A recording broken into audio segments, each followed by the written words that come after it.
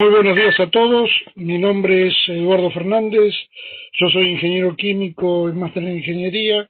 Llevo más de 40 años trabajando en la industria de los hidrocarburos y por lo menos 20 como consultor. Actualmente soy consultor senior del Grupo Mercados Energéticos Consultores, miembro de la Comisión de Transporte y Tratamiento de Gas del Instituto del Petróleo y presidente de la Comisión de publicaciones.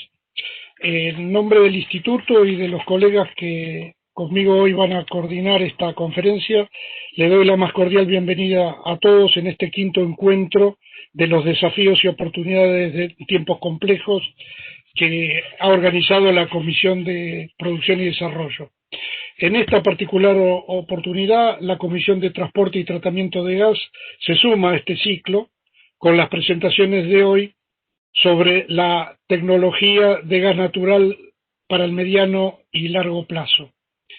Antes de presentar a los coordinadores y panelistas, quisiera recordarles algunos temas operativos de la modalidad de este ciclo. Las preguntas deberán hacerse por escrito en el panel de preguntas y respuestas que ustedes van a encontrar dentro de la barra de opciones de Webex. Durante las presentaciones pueden ir escribiendo todas las preguntas que serán leídas y respondidas al final de cada una de las exposiciones y obviamente les pedimos que durante las presentaciones mantengan cámaras y micrófonos apagados.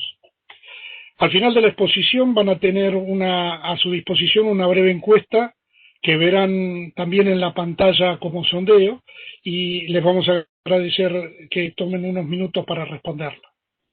Ahora sí, los moderadores que me acompañan hoy son Germán Ponce y Carlos Williams.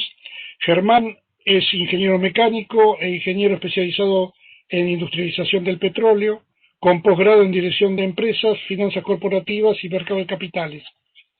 Cuenta con más de 35 años de experiencia realizada en empresas privadas, estatales, consultoras y organismos gubernamentales.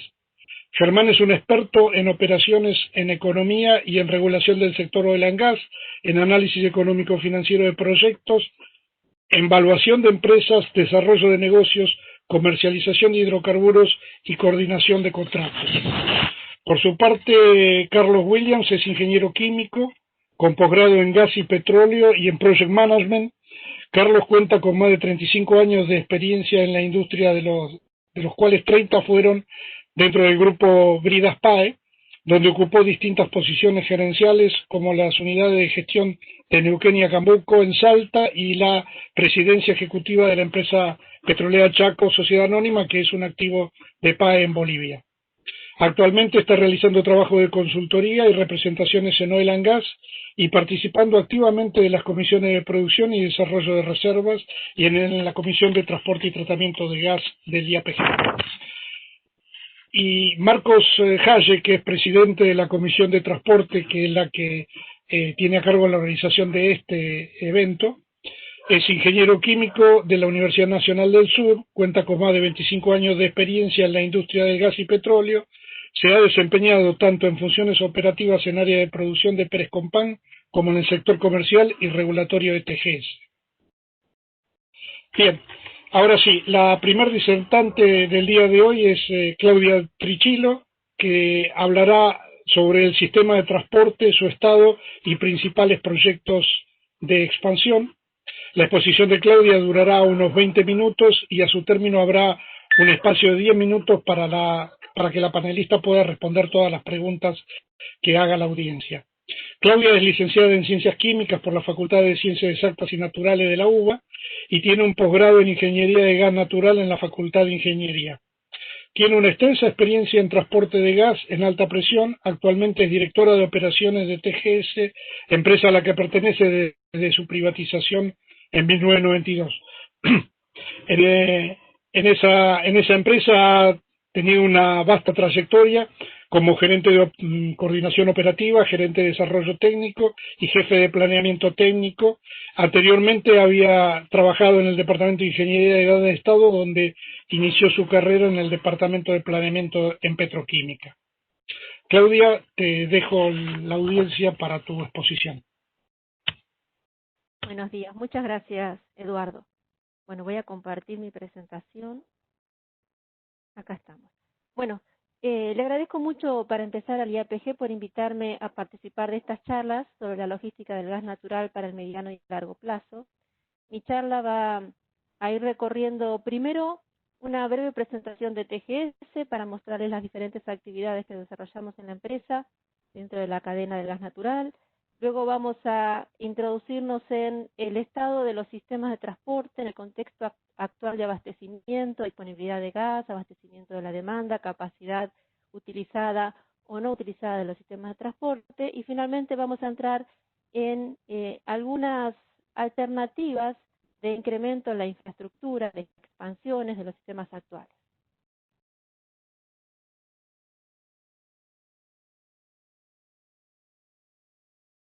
Bueno, iniciando en una breve descripción de TGS, les comento que TGS, dentro de la cadena completa entre la producción y la demanda, desarrolla sus actividades en el área de captación y tratamiento del gas natural, tiene actividades en procesamiento y fraccionamiento de gas, almacena y despacha tanto por camión como por buque los productos líquidos que extrae en su planta de procesamiento, transporta el gas natural en condiciones a los consumidores finales, alimentando no solo domésticos, sino eléctricos, industrias, etcétera. Y también tiene para abastecimiento propio y para terceros un servicio de telecomunicación. Brevemente voy a pasar, si puedo avanzar la presentación.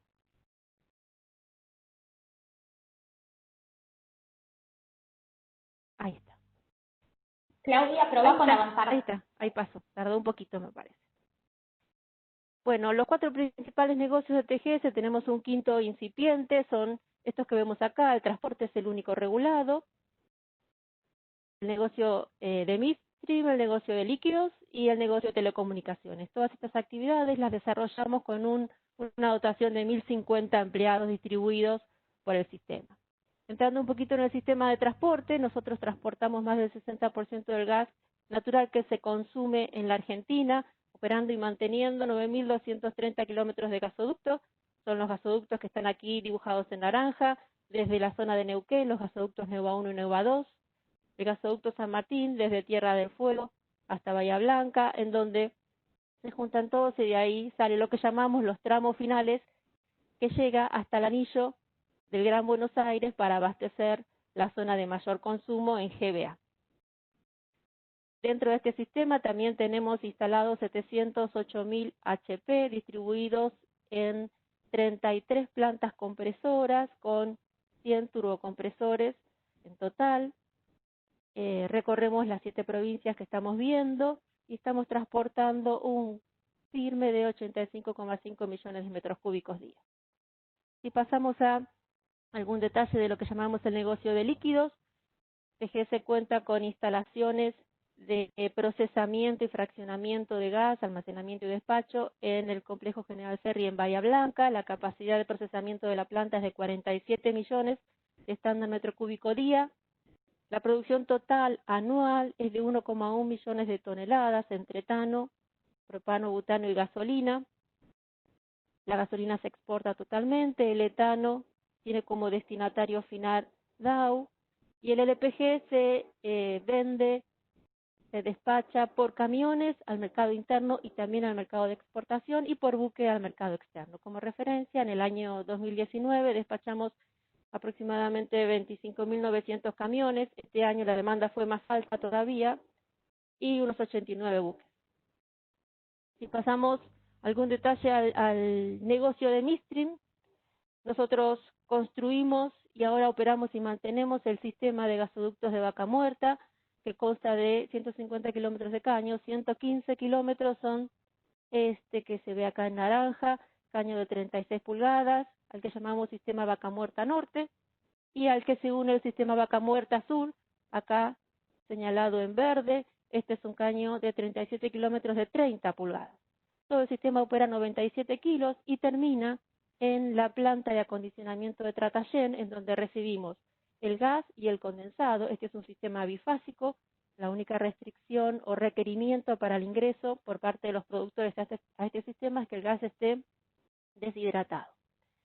Pero entra en fase gaseosa, fase líquida y a lo largo del camino también se va condensando. La instalación de Tratayén cuenta con un equipo slack catcher importante, del cual se ve acá una puntita, y recibe por un lado los líquidos, el gas, acondiciona el gas a punto de rocío de hidrocarburo y estabilizamos el condensado que llega y los líquidos que se recuperan del gas para estar produciendo gasolina estabilizada. Este sistema de captación tiene una capacidad máxima de transporte de 60 millones de metros cúbicos día, hoy está transportando alrededor de 3 millones y medio. Adicionalmente a la planta de acondicionamiento de Tratayén, también operamos y mantenemos otra planta de acondicionamiento y compresión en Río Neuquén y en Plaza Huín. El cuarto de los negocios es el negocio de telecomunicaciones. Acá TGS es carrier de carriers, cuenta con 4.600 kilómetros de red de radioenlace, 3.570 kilómetros de red de fibra óptica, 250 kilómetros de cañería de vaca muerta tienen instalada una fibra óptica junto con el caño. Bueno, y nuestros clientes acá son carriers y clientes corporativos.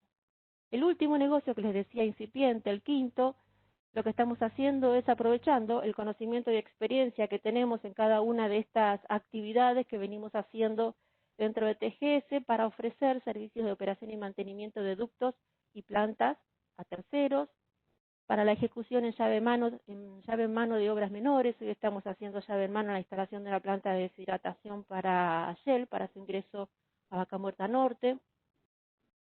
Ofrecemos servicios de gestión de integridad de ductos.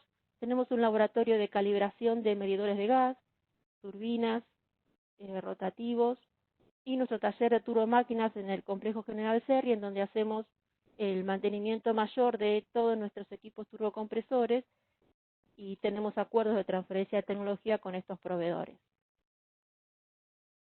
Muy bien, esa fue la breve referencia de TGS. Si ahora entramos un poco a analizar los sistemas de transporte, la demanda, el abastecimiento de este último par de años, quiero empezar por mostrarles, por un lado, cuál fue la oferta, cómo se abasteció la demanda en el 2019 y 2020. Vamos a ir recorriendo este cuadro. Analizamos las inyecciones locales, tanto en el sistema de TGS como en el de TGN, como también la disponibilidad de gas que se consume en zona y no entra a los sistemas de transporte. Estamos viendo que en total, en el año 2020, se inyectaron localmente 120,5 millones de metros cúbicos día promedio mes. Estamos hablando siempre para el mes de julio. 112,6 millones de metros cúbicos día. En el 2019 ese número fue 127,7, estos son 15 millones menos entre un año y el otro. O sea, la oferta de gas en el mercado interno bajó el 12%, en algún detalle, cuánto en TGN, cuánto en TGS. Respecto a la importación de Bolivia y la importación de gas natural licuado a través de la barcaza de Escobar, se mantuvo medianamente constante, alrededor de 38 millones en cada uno de los años. Para las cabezas son más o menos 19 millones, tanto por el lado de Bolivia como por el lado de Escobar, aproximadamente ese es el número, para recordarlo. Entonces tuvimos de un año al otro 15 millones de disponibilidad de gas menos. ¿Cómo se distribuyó ese gas en la demanda? Si miramos por un lado dentro del sistema de transporte, demanda prioritaria, GNC, industrias, generación eléctrica, exportaciones y el uso de gas combustible en el sistema de transporte. Y por otro lado, fuera del sistema de transporte, también en generación eléctrica o industrias, estamos viendo que el GNC bajó un 27%. Los números no son grandes, así que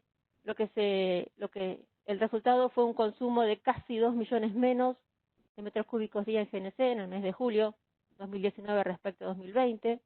Los números grandes están en la generación eléctrica, un 40% menos, tanto dentro de los sistemas de transporte como fuera de los sistemas de transporte. Esto significa que hubo en el 2020 una utilización mayor de combustibles líquidos para la generación eléctrica respecto al 2019. Esta merma en la disponibilidad de gas se sintió esencialmente en la necesidad de mayor consumo de combustibles líquidos para la generación eléctrica.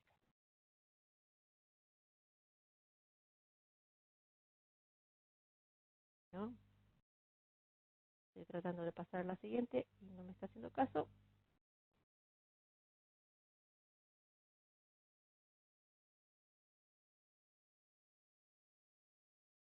Ahí está. Ahora vamos a ver con algún detalle cómo están cargados, cuál es el factor de carga de los sistemas de transporte. Vamos a empezar por los de TGS, después vamos a ver los de TGS.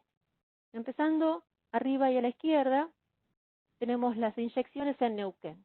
O sea, las inyecciones en los gasoductos Neuva 1 y Neuva 2 de TGS. Siempre en esta diapositiva, en línea naranja y punteada, estamos viendo la capacidad que tiene el sistema del que estamos hablando. La capacidad de transporte desde Neuquén hasta Bahía Blanca es de 49 millones de metros cúbicos día. Este gráfico está mostrando millones de metros cúbicos día, promedio mes, versus los meses. En celeste vemos la inyección mensual en el año 2019 y en rosita en el año 2020. Como vemos desde Neuquén, el sistema de transporte de TGS estuvo siempre, tanto el año pasado como subutilizado, en aproximadamente 10 millones. Digo números redondos para ir recordándolos y más adelante en la presentación no tener que volver a mirar números en detalle. Sí, aproximadamente unos 10 millones. Si se fijan, el año pasado, para la época de la primavera, digamos, terminando el invierno, primavera, los sistemas de transporte desde Neuquén estaban casi a máxima capacidad de transporte. Este año la disponibilidad de gas fue menor y hay 4,5 millones de capacidad disponible en el sistema de transporte desde Neuquén, en TGS. Si miramos el sur, nos concentramos primero en las inyecciones en Tierra del Fuego y Santa Cruz. Estamos viendo que el año pasado en celeste se llegó a completar la capacidad máxima de transporte, pero este año la disponibilidad de gas es menor y tenemos 3 millones de capacidad disponible desde Tierra del Fuego y Santa Cruz. Llegando a Chubut, en donde hay una nueva inyección, a esa capacidad disponible de 3 millones se le suma una capacidad disponible de 7 millones. Esta cuenca ha ido bajando, declinando a lo largo de los años y en este momento tenemos entre la capacidad máxima de transporte de 9,6 millones y la inyección real, 7 millones de capacidad disponible. Entonces, estos 7 sumados a estos 3 me hacen 10 millones de capacidad disponible de llegada a Bahía Blanca desde el sur, más los 4 millones y medio de capacidad disponible desde Neuquén, me están dando una capacidad disponible en los tramos finales de alrededor de 14 millones, 14,7 millones. O sea, el sistema de TGS tiene capacidad para recibir más gas tanto de Neuquén como desde el sur. Y esta sección del sistema de tramos finales, que años A se llenaba con la inyección de gas natural gas natural licuado en Bahía Blanca, hoy tiene toda esta capacidad disponible. Vamos a mirar con algún detalle qué pasa con los sistemas de gasoducto norte y centro-oeste de TGN.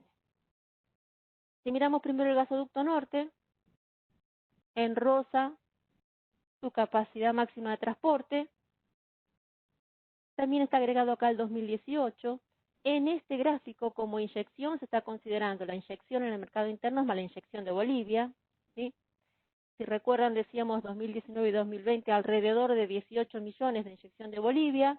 Eso, así todo, hace que el gasoducto norte quede con una capacidad remanente de 4 millones. Si vamos a mirar Neuquén, esto tiene alguna particularidad, la capacidad del sistema del centro-oeste para alimentación de demanda local, sin contar exportación, es la que está representada en esta línea rosa que estoy señalando en este momento. Si ven, en el 2018, que es la línea gris, el sistema estaba prácticamente siempre a máxima capacidad. En el verano, en el invierno quedaba algo de capacidad y en el verano otra vez a máxima capacidad.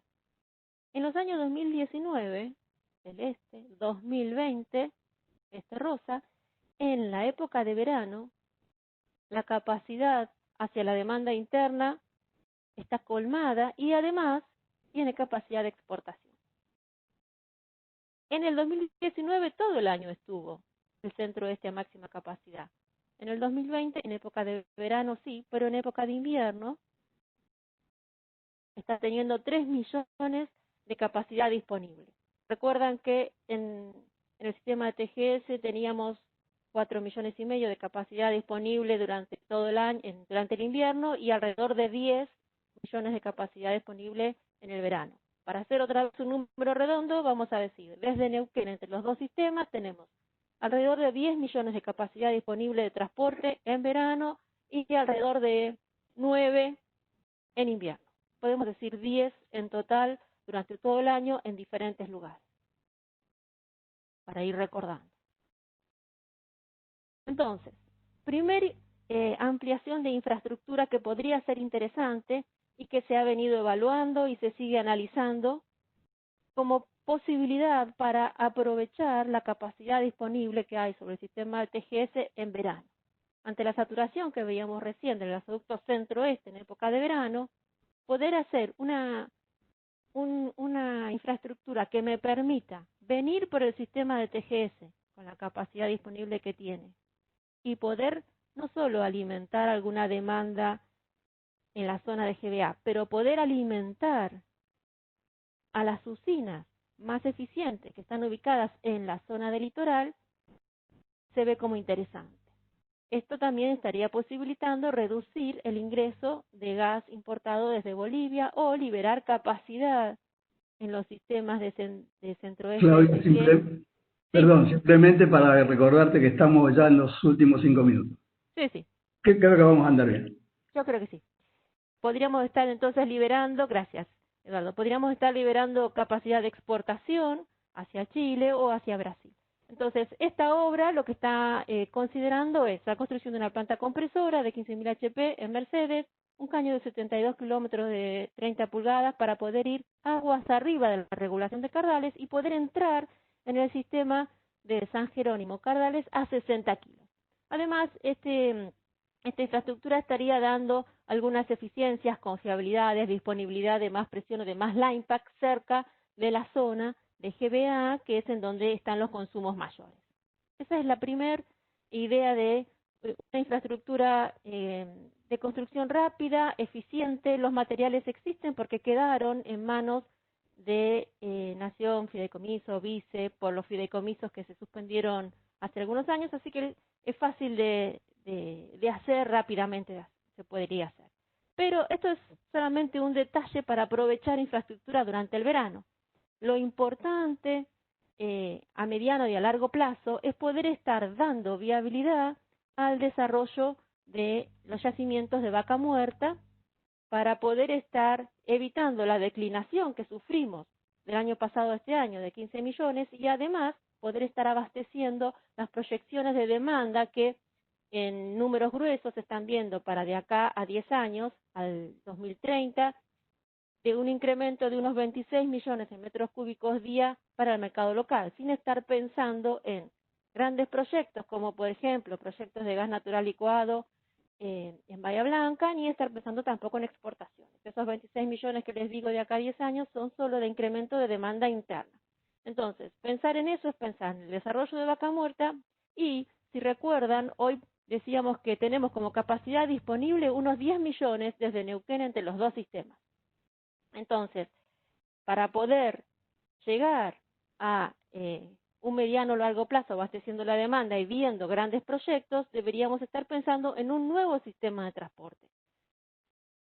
¿Qué es esto? Lo que el anteaño pasado, el gobierno anterior empezó a impulsar como un nuevo gasoducto que iba desde Tratayén hasta San Jerónimo o algún punto de esta ruta. Más o menos la distancia siempre es 930 kilómetros de gasoducto. En ese momento se pensó de 36 pulgadas para un máximo de 42 millones que se podía desarrollar en etapas. Posible primera etapa, 19 millones. Este gasoducto posibilita la exportación que decíamos antes a Chile, a Brasil, posibilita la sustitución de gases importados tanto de Bolivia como de Barcaza en Escobar, posibilita la alimentación de un GENEA en contracorriente, pero la principal dificultad que tiene este gasoducto es que para abastecer los incrementos de demanda de la zona sur requeriría, adicionalmente a la construcción del gasoducto, ampliación del tramo San Jerónimo-Cardales, Cardales y Anillo, para que el gas puesto en San Jerónimo pueda llegar a abastecer las demandas adicionales de la zona sur. Esas expansiones también habría que sumarlas a esta inversión de 1.950 millones de dólares estimada. Lo que oportunamente hicieron TGS e IP fue poder presentar una alternativa a este gasoducto, quebrándolo de manera de que tocara el sistema de transporte del sur también. Entonces, este se transformó en un Tratayén Saliqueló-San Jerónimo, con 100 kilómetros en total más, nada más de traza, misma capacidad, 42 millones a máxima, etapas posibles también de 19 millones o de 22 millones, pero con la ventaja respecto al anterior de que además de cumplir con todo lo que cumple el anterior, pone gas en este sistema y entonces permite aprovechar la capacidad disponible que tienen los tramos finales. Recuerdan que teníamos 14 millones de capacidad disponibles hoy. Entonces, aprovechar capacidad disponible de los tramos finales y además poder estar entregando gas a demandas en Bahía Blanca para grandes proyectos como licuefacción de gas natural o proyectos petroquímicos que darían estabilidad, digamos, a lo largo del año, le sacarían estacionalidad a la demanda para beneficiar los proyectos de incrementos de producción en Vaca Muerta y da la posibilidad de hacerlo en etapas, hacer solo una primera etapa, que son 563 kilómetros, aprovechar capacidad disponible acá, eventualmente hacer ampliaciones de no grandes magnitudes sobre este sistema y combinada con el Mercedes Cardales que veíamos antes, poder estar abasteciendo también a la zona norte. Esto daría una inversión, las tres obras que les estoy comentando, una inversión aproximada de 1.085 millones de dólares y daría salida a 19 o 22 millones de Vaca Muerta. Estas demandas de 26,5 millones que les comentaba hace un ratito para el 2030, demanda interna, está distribuida 17 millones en la zona sur, que serían dificultosas o requerirían obras adicionales a una eventual traza Tratayén-San Jerónimo, y no en la traza quebrada, ¿no? Y finalmente, uno podría decir, ¿por qué hacer semejante inversión a mediano y largo plazo? ¿Es lo que conviene? Bueno, en este gráfico vemos inversiones necesarias para ampliaciones de los caudales que están indicados aquí abajo, con tres alternativas diferentes. En naranja estamos viendo el gasoducto Tratayén-Saliqueló con la alternativa que les comentaba del Mercedes Cardales, que vimos recién, hasta 22 millones. Sería la primera etapa. En verde, ¿qué pasa si esos caudales quiero ampliarlos sobre el sistema actual de TGN, haciendo loops o potencia sobre el sistema actual? Mientras mi ampliación sea hasta 12 millones aproximadamente, eso es más barato a corto plazo que hacer el Tratayén-Saliqueló. Si las expansiones las quisiera ir haciendo paso a paso por el sistema de TGN sobre Neuva 2, tenemos la línea azul. Hasta 17 millones convendría ir haciendo paso a paso, pero por encima de eso, otra vez me hubiera convenido hacer el Tratayén-Saliqueló. El tema acá entonces es definir qué voy a hacer. Una estrategia a mediano y largo plazo para desarrollar Vaca Muerta, tener la infraestructura que necesito, optimizándola, pudiendo hacer una primera etapa hasta Saliqueló, aprovechando todas las capacidades libres que tengo hoy sobre los sistemas de transporte, y después haciendo el segundo paso, o voy a ir en pasos muy pequeños sobre los sistemas actuales, que a la larga, digamos, no va a ser lo más conveniente. Es todo un conjunto lo que hay que mirar.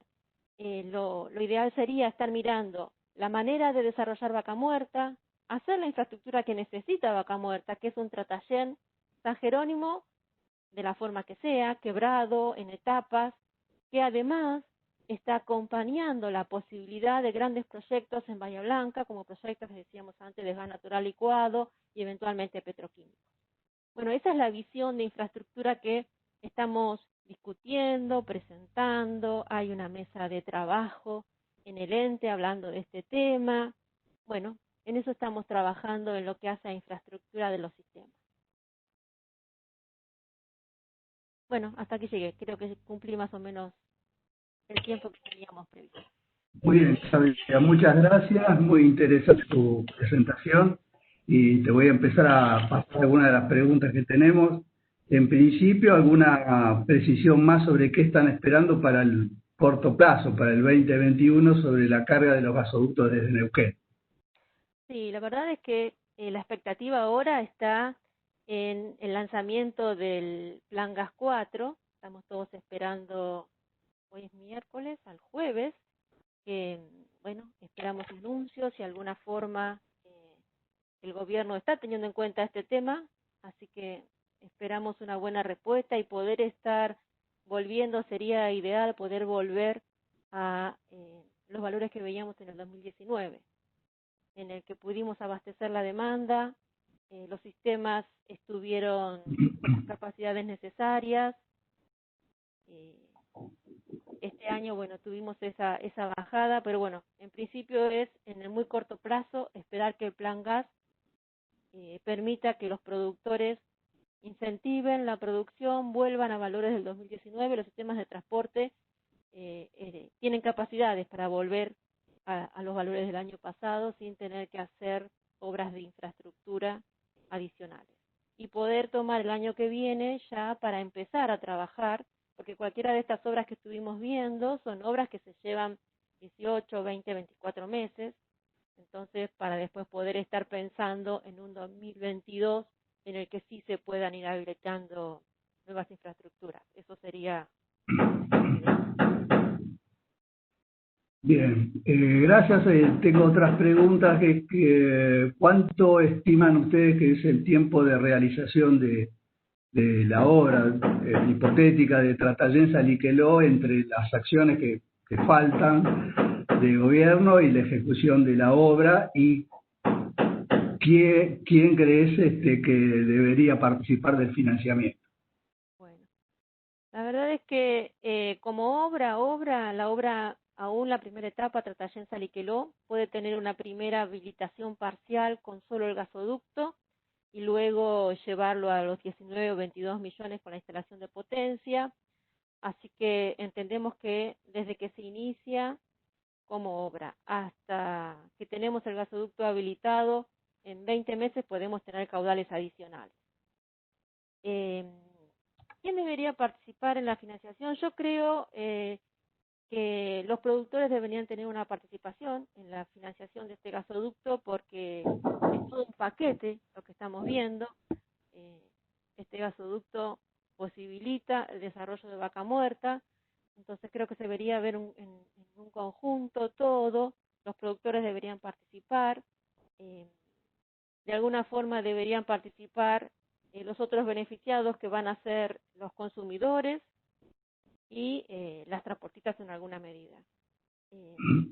Estamos trabajando en propuestas que tengan que ver con esto, con una participación de todas las partes en la financiación de este gasoducto.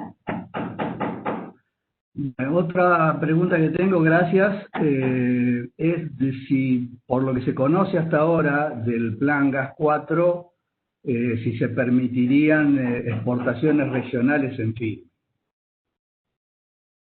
La verdad es que conocemos bastante poco del Plan Gas 4 hasta ahora. Yo no sé si se están contemplando exportaciones en fin, no podría contestar. Puedo tratar de esperar que pase un par de días y todos nos vamos a enterar, pero la verdad es que no tengo posición para contestar eso. Conocemos bastante poco hasta ahora de lo que se va a anunciar. Por eso no tengo posiciones para contestar. Bueno, muchísimas gracias igualmente.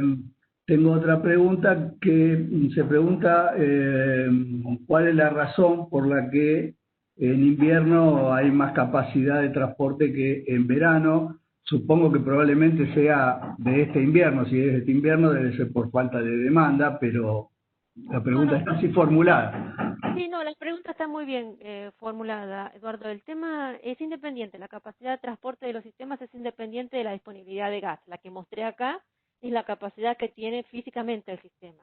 Y en invierno hay más capacidad porque con menores temperaturas las plantas compresoras, las máquinas de las plantas compresoras rinden más potencia y además los puntos de demanda intermedios en invierno consumen más que en el resto. Por ejemplo, voy a tomar el caso del Neuva 2. El Neuva 2, Correcto. el Neuva 2 y el Neuva 1 tiene consumos zonales en Neuquén en invierno que yo puedo abastecer mientras sean en Neuquén, pero no podría llevarlos hasta Bahía Blanca. Entonces en verano no está esa demanda en Bahía Blanca, la capacidad de transporte hasta Bahía Blanca es una, pero en Neuquén es otra. Lo mismo va pasando en todos los gasoductos. En general, en el invierno los consumos zonales son más altos, entonces hacen ese escalón que no es en cualquier lado. Esa capacidad de transporte no es siempre de punta a punta, ¿no? Es una capacidad de inyección, pero no se puede llevar hasta la otra punta. Mientras se quede en ciertos lugares, en donde existe la demanda en invierno, se queda, entonces puede inyectar más. Por eso la curva tiene ese salto siempre. Bueno, muy bien, creo que ya estamos, pues tenemos tiempo para alguna más, ¿no? Creo que sí. Acá, bueno, vamos a hacer una pregunta de un estudiante de Ingeniería Química, que le damos las gracias por participar, que nos pregunta qué obras debería realizarse para poder abastecer una planta de GNL de 5 millones de toneladas por año. Bueno, nosotros lo que estamos ubicada, creería que la está ubicando en Bahía Blanca. Bueno, le voy a contestar asumiendo eso. Nosotros estamos asumiendo que, bueno, una posibilidad para esos 5 millones de metros cúbicos día en Bahía Blanca y entonces poder alimentar una planta de gas natural licuado es compatible con el Tratayén Saliqueló. Una obra como esa, Tratayén Saliqueló, podría estar llevando a Tratayén 5 millones de metros cúbicos que, llegando por el Neuva 2, se quedarían en Bahía Blanca y en lugar de salir hacia los tramos finales, los compenso con esos 5 millones en Saliqueló.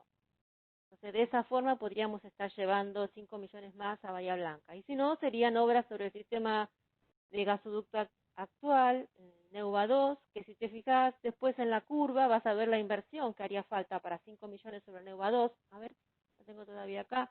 En esta curva, si vos te fijas, para unos 5 millones sobre el Neuva 2 estarías en el orden de, ponele, 500 millones de dólares y eso implica kilómetros de loop y seguramente 3 máquinas, una en cada una de las plantas compresoras. Y así harías un Neuquén Bahía Blanca.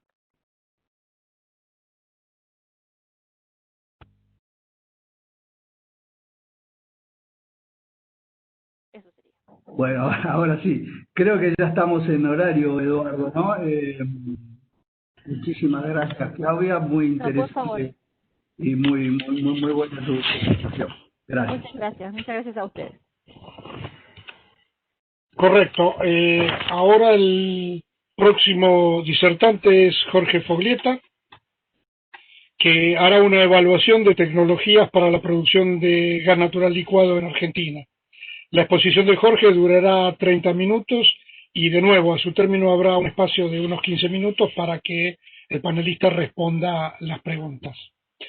Jorge es ingeniero mecánico de la Universidad de Buenos Aires y Professional Engineer Chemical con título revalidado en el estado de Texas en Estados Unidos.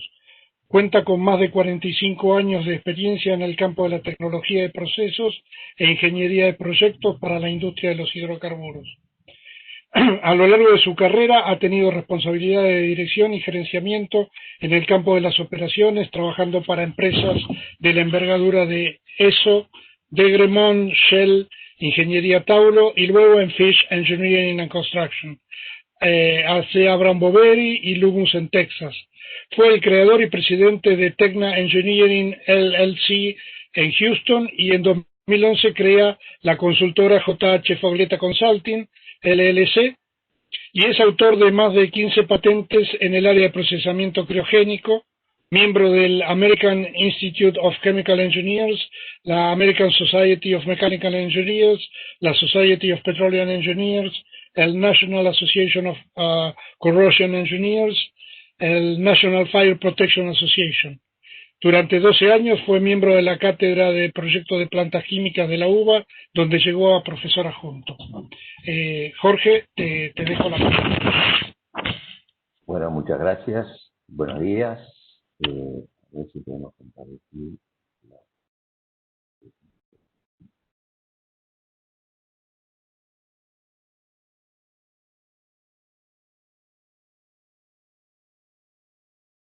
¿Están viendo?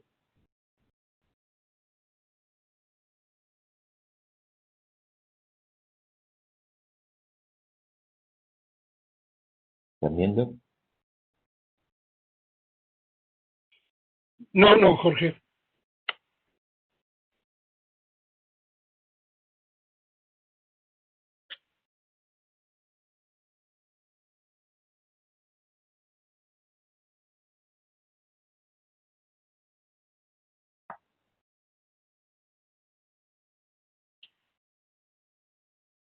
Ahí está, ahora sí. Bien.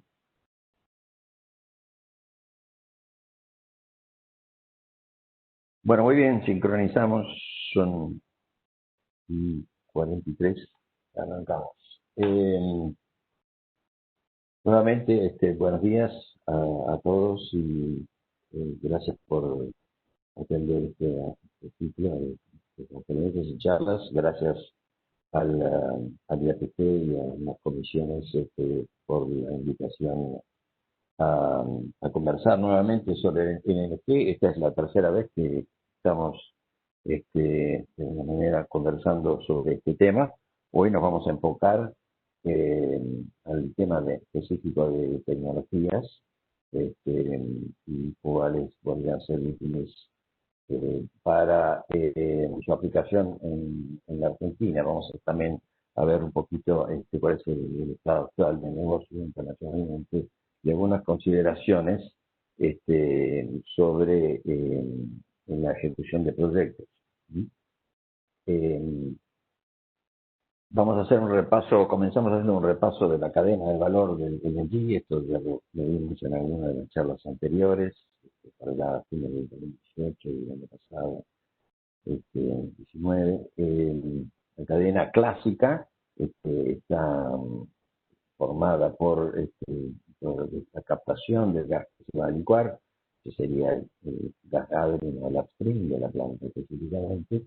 Luego viene la planta de liquefacción, luego viene el transporte, la exportación del producto licuado hasta una terminal de regasificación donde el gas se regasifica y luego se transporta a sus consumidores finales. Cada una de estas etapas tiene un costo de servicio que sumado da el costo que se puede llamar costo del LNG, tomando en cuenta el costo de arranque. Para que tengan una idea, hoy en día, hoy el Henry Hub, que tomamos como referencia en Estados Unidos, está más o menos en $2. Estos valores que tienen acá son valores prepandemia. Estas son las especificaciones típicas que se requieren para el gas de alimentación, al gas antes de entrar en la etapa de liquefacción debe de cumplir con estas especificaciones. Principalmente este carbón debe ser eliminado para que no forme hielo. El H2C se elimina por una cuestión de seguridad y calidad ambiental. La remoción de agua se hace también por una cuestión de eliminar la posibilidad de formación de sólidos. el mercurio por un problema de integridad mecánica con los equipos que normalmente están fabricados con aluminio. Y después tenemos la presencia de hidrocarburos que se limita porque también forman sólidos, y al igual que los aromáticos. Esta es un esquema en diagrama en bloques de lo que sería una planta de liquefacción de gas. Como ven, es una instalación completa porque contiene prácticamente todos los bloques que nosotros conocemos de tratamiento y acondicionamiento de gas. El gas que fue despachado desde la zona de colección del gas se transporta hasta el punto donde va a estar la planta. Hay un componente que son las facilidades de ingreso. Después tenemos el tratamiento de gas para la eliminación de componentes agrios rápidos, que ya mencionamos. Como este gas, una vez tratado, queda humedecido, hay que deshidratar el gas a la especificación que mencionamos, entre 0.1 a 0.5 ppm. Hay tratamientos ulteriores, como mencioné, la remoción de mercurio. Y finalmente comenzamos con el proceso de enfriamiento previo, en función de la riqueza que tenga este gas. Si el gas es pobre, probablemente esta etapa es una etapa simple. Si el gas contiene líquidos valuables, va a haber una instalación un poco más compleja para remover esos líquidos y posteriormente fraccionarlos y segregarlos. A esto se puede unir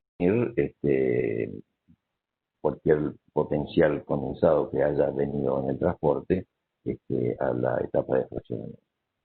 Y entonces, pasado este punto, pasamos a la etapa del gas, comienza a estar seco y entramos seco, digamos, en cuanto a líquidos licuables, y entramos en la etapa específicamente de liquefacción, desde donde después será almacenado y despachado para cargar barcos. Acompañando el proceso hay un sistema de refrigeración que veremos según la tecnología de este sector. Esencialmente, en este diagrama lo que estamos viendo es cuál es el proceso que sigue el gas durante el proceso de liquefacción. Primero tenemos una etapa de enfriamiento en sí, después tenemos la etapa de liquefacción, de convertimiento del gas a líquido, y después tenemos una etapa de subenfriamiento que nos va a ayudar a reducir la formación de el boil of gas, el boil gas de flasheo, cuando se hace la expansión de alta presión a la presión de almacenaje. Representamos esto ahora en otro diagrama. Acá lo pueden ver sobrepuesto a un diagrama de fase, en el cual, digamos, correspondería al gas ya tratado. Tenemos entonces la etapa de enfriamiento, llegando a liquefacción. Esto sería el enfriamiento, y esto sería la expansión de una válvula, y aquí tenemos un expansor líquido. Lo dibujo así, digamos, para que se vea bien con respecto a lo que sería un expansor de fase gaseosa, que sería un poco más pronunciado, por cuanto, digamos, el trabajo de un expansor líquido.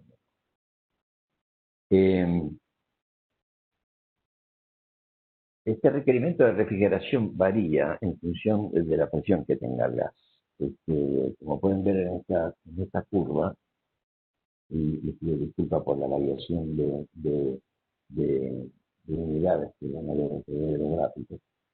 En función, acá pueden ver la curva, digamos, para una presión baja, relativamente baja, con respecto a esta, que es una presión más alta. Y esto corresponde, digamos, a la variación que tenemos de energía externa dentro del gas que va condensándose.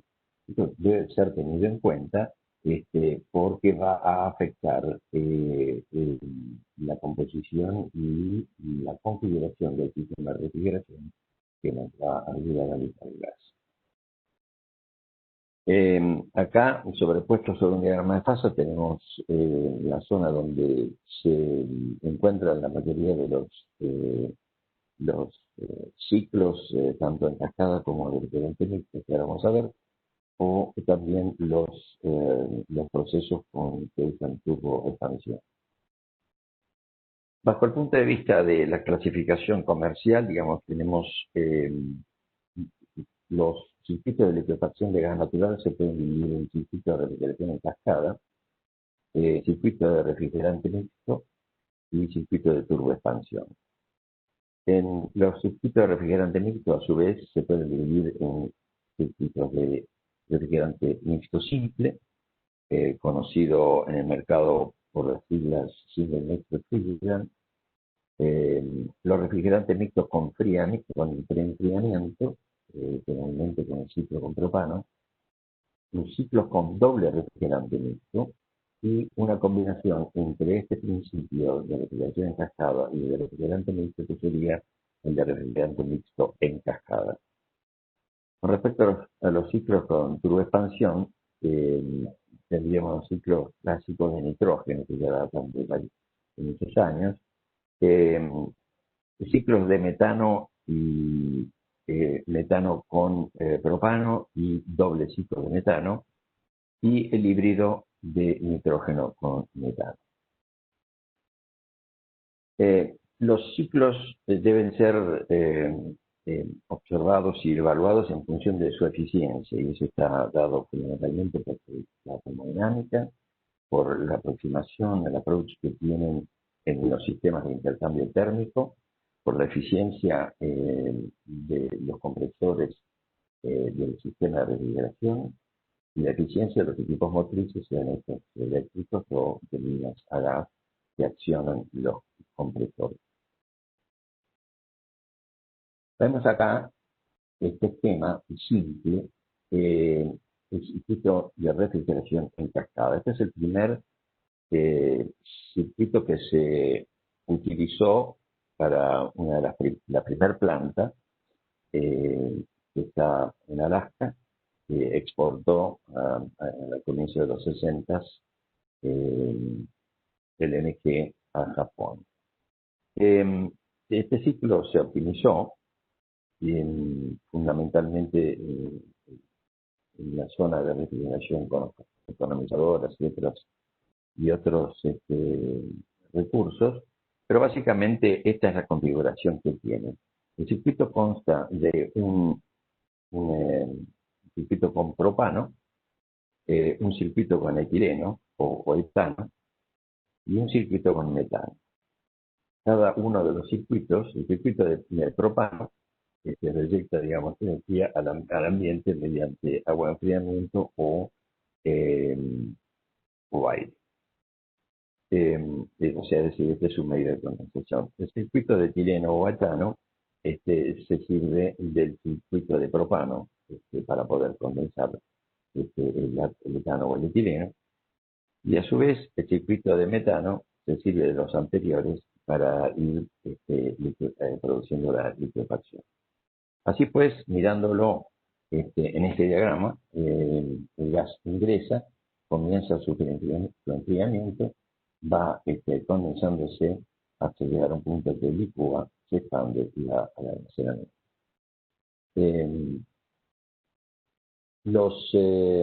Cada uno de los circuitos de refrigeración va entregando energía en forma de refrigeración al metano que se va condensando y licuando.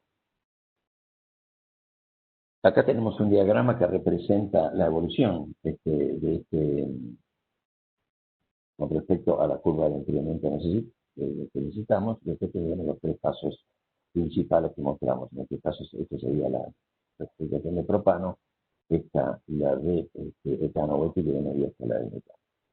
Si miramos en detalle, acá tenemos la composición del circuito de propano, del etileno y del metano, Acá lo que queremos señalar es que en cada una de estas etapas, viendo para atrás, en cada uno de estos puntos, obviamente es una alimentación a este compresor. Hay un separador y sistemas asociados. Entonces aumenta la complejidad del sistema. Vamos ahora a los refrigerantes mixtos. Este es el esquema simplificado del sistema de simple refrigeración. Tenemos el compresor de refrigerante mixto, el condensador parcial, hay una alimentación líquida al intercambiador, gas, todo esto se enfría, produce el efecto de enfriamiento y el refrigerante vuelve otra vez al compresor.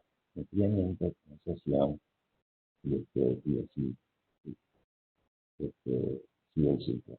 El gas natural, en el caso de ser natural que no tenga muchos licuables, comienza su enfriamiento hasta una cierta temperatura, se separan líquidos y después continúa el enfriamiento hasta la expansión. En el caso que haya líquidos valuables, esa etapa se puede aprovechar una separación, un expansor, un ciclo con un demetanizador, donde separamos líquidos valuables que van a fraccionamiento y el gas que surja de esta separación puede mandarse como fuel, y el gas que se separó aquí sigue para la liquefaction. Acá tenemos las curvas de enfriamiento que representan ese ciclo. Como verán, este es un poco el arte en el diseño de este tipo de ciclos, está en la combinación en cada uno de los distintos segmentos de la selección adecuada de refrigerantes, que generalmente son mezclas de nitrógeno, metano, etileno, etano, propano o propileno, butanos y a veces también hasta estos son los principales licenciantes de este tipo de tecnología. Acá tenemos la variación del ciclo de refrigerante mixto con pre-enfriamiento. Lo que ocurre aquí es que el ciclo antes de poder, una vez que el refrigerante mixto se ha recomprimido, se lo pre-enfría con el ciclo de propano antes de ir al intercambiador. En este caso se está utilizando un intercambiador espiralado comparado con el anterior o contra este mismo que está aquí, que sería un intercambiador de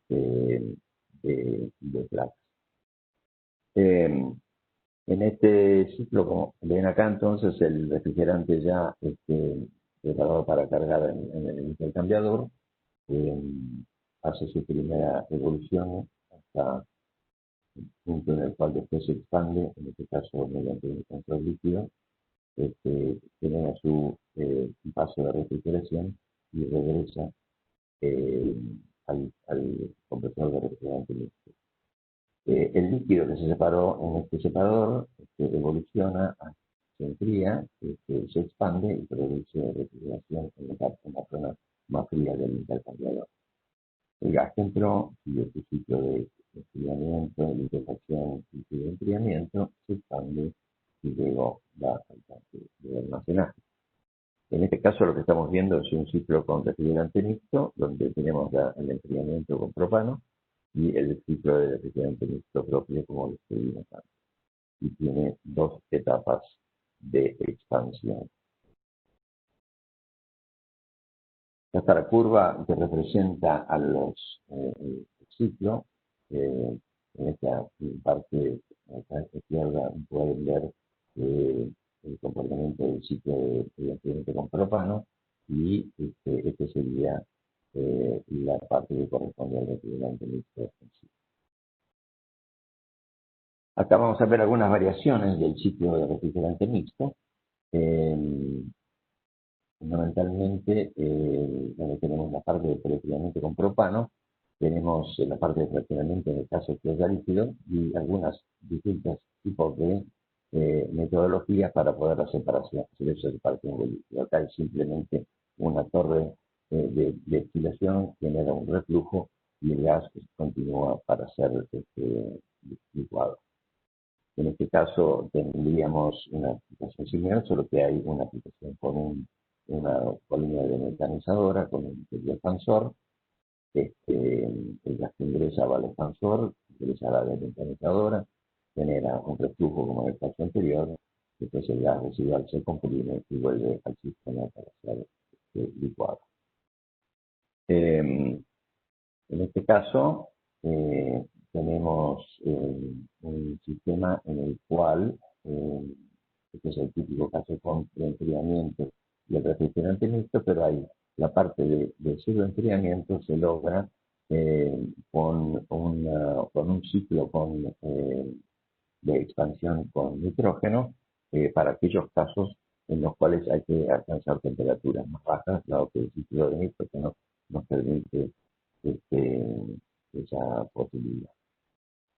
Este es el sistema de ciclos con doble refrigerante mixto. En este caso tengo dos sistemas de refrigerante mixto, uno que llamaríamos calientes, si quiere, y otros fríos, en donde las cargas están bien separadas y divididas, y se aplican en dos intercambiadores diferentes. Acá pueden ver el sistema de refrigerante que está fundamentalmente compuesto de propano y etano, tiene su ciclo de expansión y vuelve adentro del ciclo. El gas que entró sale de este intercambiador y va al segundo equipo, donde está actuando el otro sistema de refrigerante mixto, que está compuesto ya por algo de etano y metano y nitrógeno.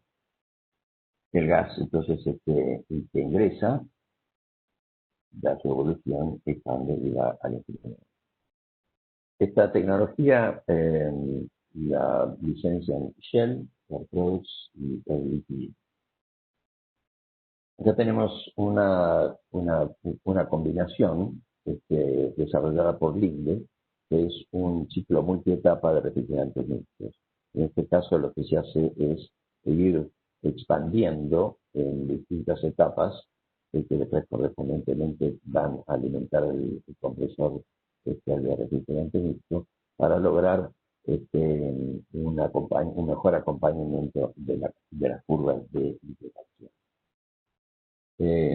Linde también ha trabajado junto con Statoil para su planta en Amherst en una combinación de refrigerante mixto y cascada. Es decir, que siguiendo el concepto de cascada, usan un refrigerante mixto que a su vez se va condensando con los ciclos anteriores.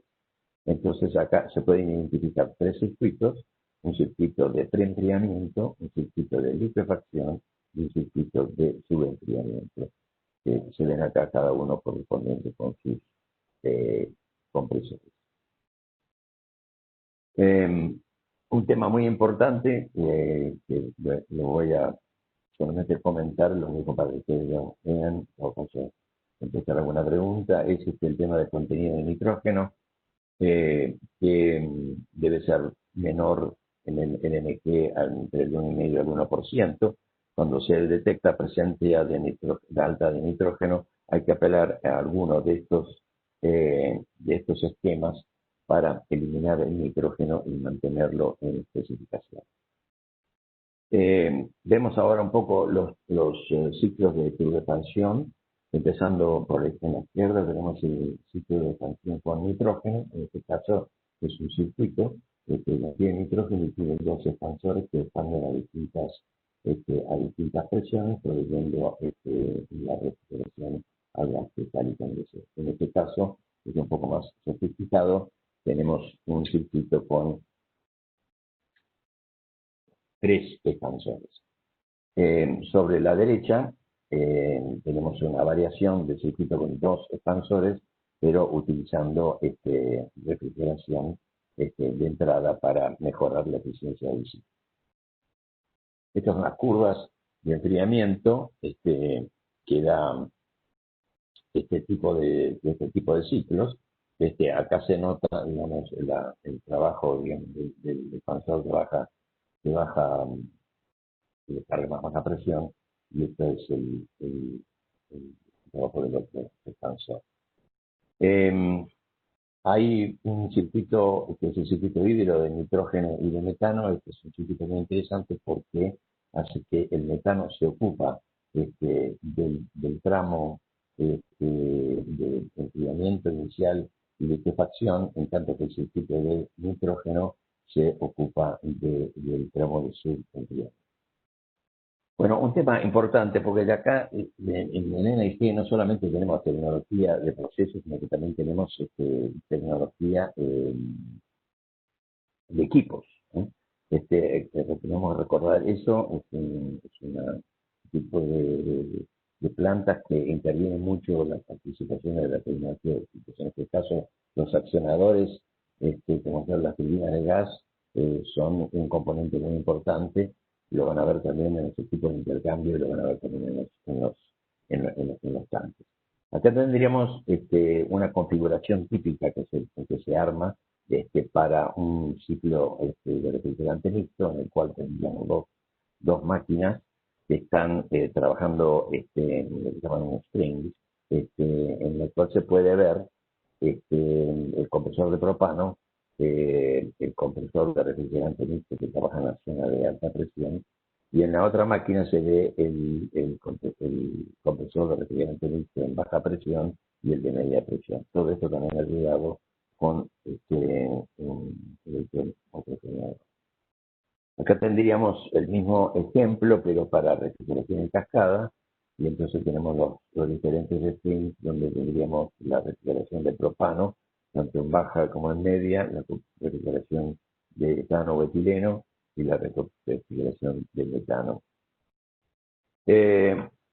Acá tenemos en este gráfico nos está mostrando cuál es la participación en la capacidad de liquefacción que hay hoy en día por cada tipo de tecnología.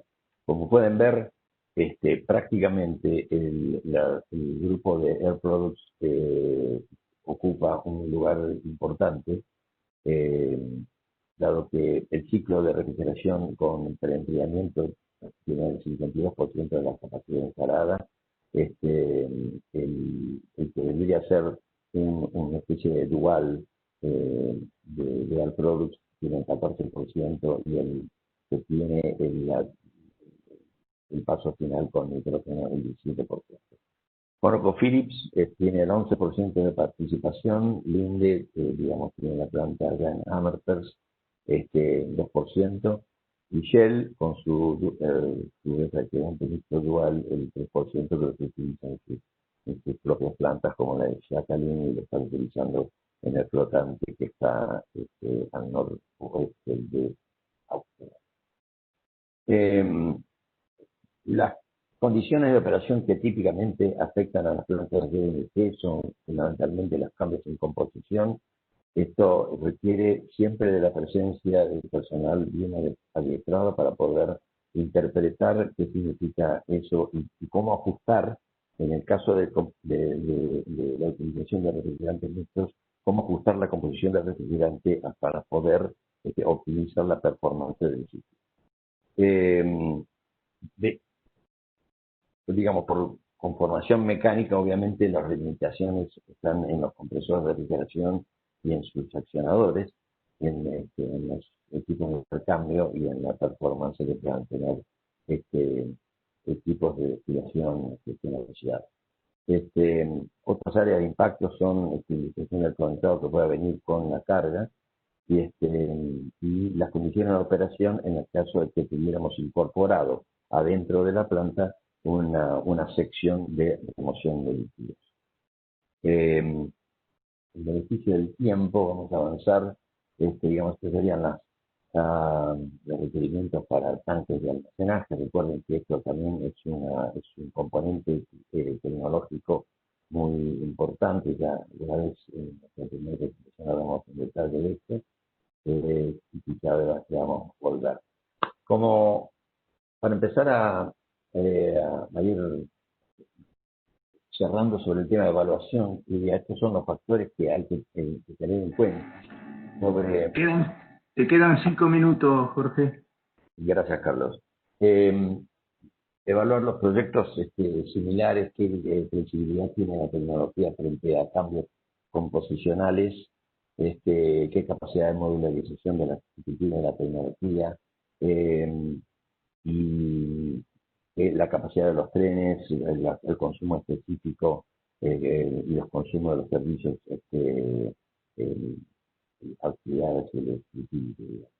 Acá hemos preparado una tabla que se la dejamos para que ustedes puedan ver, donde hemos expuesto las tecnologías que hemos conversado hoy con sus capacidades, rango de capacidades típicos y su rango de consumos, y quiénes son los licenciantes principales, y por sobre todo si se trata de tecnología que son de procesos solamente y si hay procesos de para mencionar una, por ejemplo, les diría que cuando ustedes concertan un acuerdo de tecnología con Air Products, la tecnología es libre, la pueden usar, siempre y cuando usen el intercambiador que ellos proveen, que ciertamente tiene un peso importante en el costo de equipamiento. Rápidamente vemos dónde estamos parados hoy en el negocio y hacia dónde vamos. Acá, esto es lo que ha crecido desde la última vez que conversamos, la primera vez que empezamos, en el 2008. La capacidad de liquefación en el mercado ha subido 40 millones de toneladas. Y tenemos propuestas para el futuro 907 millones de toneladas más.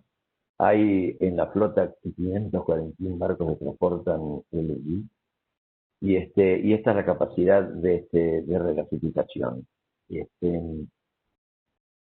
podemos decir? Acá en este gráfico están mostradas todas las plantas que distribuyen, que exportan gas, y en esta tablita que se las dejo para que la vean, están las referencias con respecto a ese gráfico y vean quiénes son los que exportan. Lo que ha ocurrido en el mercado es que ha crecido mucho el mercado spot. Desde el año 2000, que prácticamente era inexistente, a hoy estamos arriba del 35%, y es un mercado importante. Y es un mercado al cual hay que mirar el precio. Digamos, el año pasado, a esta altura del partido, estábamos en $5,4 en el mercado japonés. Hoy en día estamos en 3,4 o $4,5. Acá tienen un poco las rutas. Y entonces acá pienso, para la Argentina, ¿qué oportunidades hay? Si tuviéramos que pensar nuestro camino directo hacia el oriente, ciertamente tiene muchos participantes, ¿verdad? Salvo que tengamos una concertación directa con alguien que lo compra, creo que la oportunidad para Argentina estaría ofrecer el LNG en el mercado spot y que alguien venga, lo busque y se lo lleve. Pensar ir hacia el norte, lo mismo, porque tenemos la participación de los africanos y de las plantas que están operando en Estados Unidos. Acá tienen algunos de los centros de comercialización y formadores de precios, y esto es muy importante porque se arranca con el tema del mercado spot. Y acá tienen un poco el balance entre importaciones y exportaciones que hay hoy en día en cuanto al cómo ha variando el precio hasta febrero de este año. En beneficio del tiempo, quiero hacer algunos comentarios con respecto a los proyectos y pensar en cuáles son los factores que influyen en el costo total de la planta. Yo lo que quisiera sería invitar a pensar en estrategias de cómo formalizar un proyecto, saliéndose de la estructura clásica y tratar de cambiar el paradigma de formación de un proyecto de esto es, el gráfico que tienen es clásico, pero si miramos cómo se forman todas las compañías que están trabajando en la formación de proyectos de LNG, tienen un interés muy, muy grande, obviamente, en vender sus servicios. Yo lo que les digo es, al fin y al cabo, una planta de LNG es una planta de gas.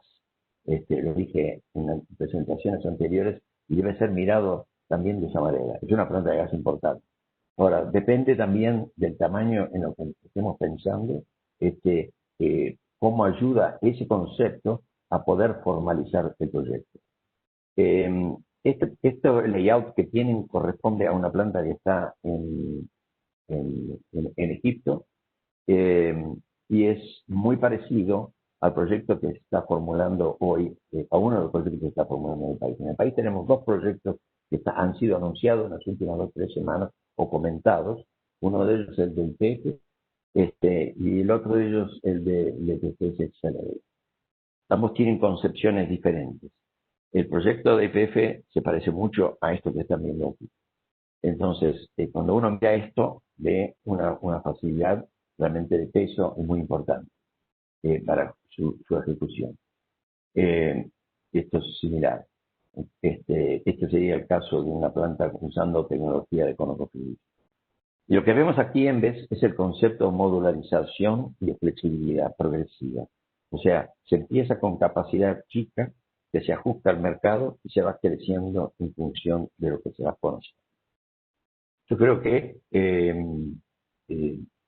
si fuera mi inversión miraría más a este tipo de desarrollo, por cuanto se va ajustando a lo que potencialmente se puede hacer. En cuanto que también considera que las capacidades y el tamaño de la planta son más modestos. Acá tienen un ejemplo de una planta de mediana capacidad.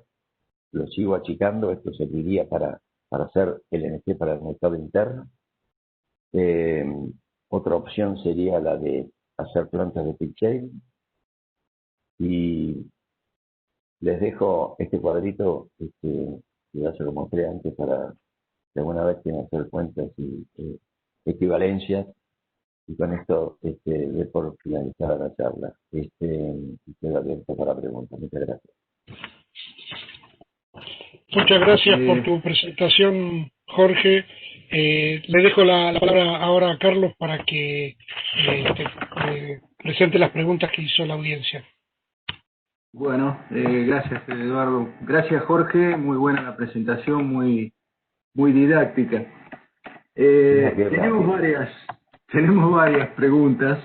Espero poder responder la mayor cantidad de preguntas posibles, y las que no te van a llegar de manera directa para que, por una cuestión de tiempo, para que después vos las puedas responder. Una de las preguntas que tenemos es: ¿cuál es el módulo mínimo en cantidad de metros cúbicos de gas como para que un proyecto de LNG sea viable? Bueno, depende de lo que llamemos viable. Los proyectos, como ustedes saben, hoy en día tenemos 3 grandes campos, ¿no es cierto? Lo que se llama el pequeño o el small LNG, en la cual no se habla ya de metros cúbicos, sino de galones o metros cúbicos de LNG producidos. El mediano LNG, que llegaría hasta 2,5 millones, 2 millones de toneladas, y ya los de escala de exportación que van hasta los 5 o 7 millones de toneladas. Yo centraría la respuesta en lo que sería el módulo mediano, que puede arrancar desde, sería el equivalente a 150 millones de pies cúbicos, que serían, para que todo el mundo me siga, aproximadamente 4 millones de metros cúbicos. Eso equivaldría a 1,5 millones a 1 millón de toneladas anuales. Okay.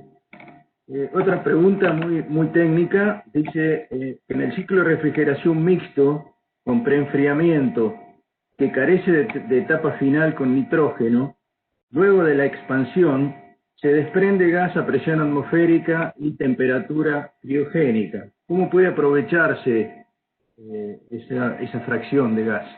A fuel gas. Fuel gas. Ok. Una más. ¿Hay conocimiento si existe un programa de integración Argentina-Bolivia en LNG? Y otra pregunta es respecto al mercurio.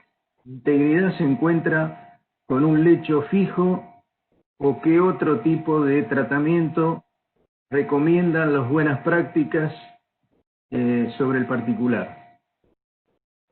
Bueno, comenzamos por la primera parte de la pregunta en cuanto a si hay alguna intención de integrar Bolivia y Argentina con LNG. Yo personalmente no estoy al tanto, sé que Bolivia tiene un proyecto de LNG, lo que se llama un gasoducto virtual, que es en pequeña escala, algo así que transporta 120.000 galones por día de LNG por camiones. En cuanto a la segunda parte, el tema del mercurio, la remoción del mercurio hoy en día está fundamentalmente basada en la remoción con absorbentes específicos. Hay varias compañías que se dedican a esto y la ubicación del tratamiento dependerá de las condiciones de gas, puede ser antes de la deshidratación o después de la deshidratación, pero fundamentalmente son absorbentes específicos que van desde el carbón activado a digamos, absorbentes que están revestidos con material especial como para poder contener el mercurio, ¿no? Está también hay uno que es basado en un tamiz molecular que es regenerable, pero también implica la utilización de un tamiz no regenerable en el ciclo de regeneración. Ok, Jorge, bueno, la última, por cuestiones de tiempo, ¿cuál sería el costo de licuación competitivo para nosotros en dólares por millón de BTU? Y un poco asociado con esta, ¿cuál sería la diferencia en ese sentido de los dos proyectos que se están pergeñando en la Argentina? A ver, nosotros estuvimos muy tentados con mi colega Guillermo Castañeto de mostrar una tabla, ya hemos mostrado anteriormente, con costos costo de licuefacción tanto por millón de BTU como por tonelada, porque el millón de BTU está vinculado a la cadena en forma energética y preferible trabajar, me parece, con costo por tonelada. Pero hay una dispersión tan grande y que es función justamente de toda la cadena. Es decir, hay precios, hay valores que van de los $2.500 por tonelada en los proyectos que se han visto en el norte de Australia, a valores que es una escala más razonable, que yo creo que es la que tendríamos que mirar nosotros, que están digamos, entre 500 a 700, $800 por tonelada, en lo que sería netamente la etapa de liquefacción.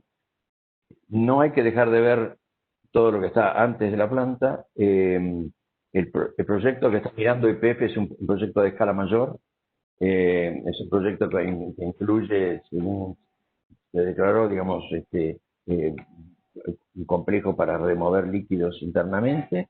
Ya ha sido evaluado por dos compañías importantes. Están digamos, haciendo llamado a los posibles participantes del EPC. Y el proyecto que está mirando PGS es un proyecto que tiene una connotación y una estructura distinta, como mencioné recién. Entonces me parece que partimos de dos niveles distintos, ¿no? No se podrían comparar. Creo que van a llegar a cumplir ambos, de ejecutarse lo que quieren. Tienen dos escalas distintas. El proyecto de YPF, por otra parte, está requiriendo de una inversión importante y de quien venga a llevarse el energía, ¿no es cierto? En el caso del proyecto de YPF es un volumen menor, nos da la impresión que es más fácil de ubicar oportunísticamente en el mercado, o aún dado que tiene un asociado que tiene una cadena de transporte, se beneficia por ese motivo, ¿no? Bueno, muchas gracias, Jorge, excelente, muy claras las respuestas también. les pedimos a los que han participado de este evento que vamos a usar la movilidad de ustedes para que llenen la famosa encuesta que nos permite para futuros eventos ir mejorándolo. Le dejo la palabra a Eduardo. Muchas gracias. Por favor. Gracias, Carlos, gracias, Jorge y Claudia.